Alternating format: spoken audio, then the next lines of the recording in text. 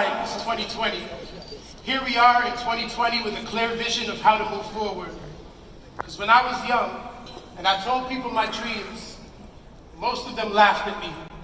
They said, yeah, right, when pigs fly, when we have a black president, I guess 1 out of 2 isn't bad. When I was coming up, I didn't have a whole lot of role models to show me the way. When I was coming up, I had a few more role models than Dwayne. To show me the way, stubbed my toe a few less times than him on the roads and paved, reaching for higher feats on dilapidated streets that were anything but concrete, a foundation that proved to be obsolete and fleeting, one that never kept me grounded, rather uprooted from my truth. So dream big dreams. There's far too much competition for the small ones. Have the audacity to hope for a life greater than your circumstances. Because growing up in the 6, when I was 7, I knew brothers that never 8, so they started carrying 9s. And our benchmark for success was barely a climb. Too many times I told my big dreams to small-minded people whose intentions were malign and deceitful. Pigs still don't fly, but at least we've had a black president. I mean, ain't I lucky for a black boy to have an abundance of fatherly figures, to be able to peer so far into my past that I can see my future emerging.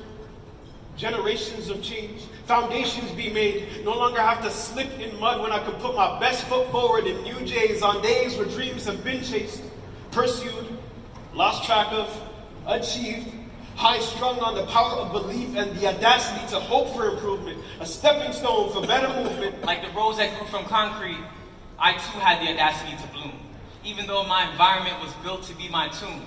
If they knew I was a seed, they wouldn't have tried to bury me. Because knowledge of self is like a garden.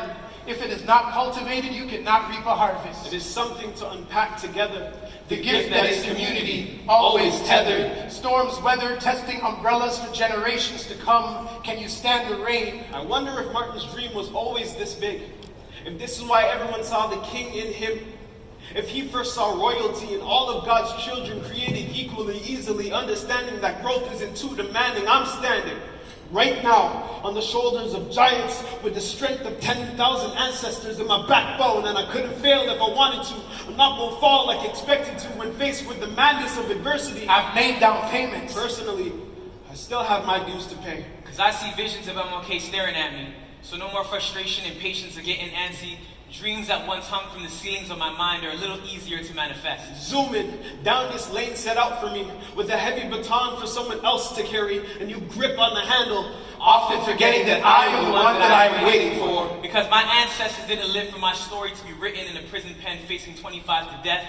No one was made to be a spectator in life. We are all active participants in a race to fulfill our destiny. So when the baton comes, take it and run. Never let life catch you standing in the same place. Keep pushing, keep climbing, because success, it runs in my race.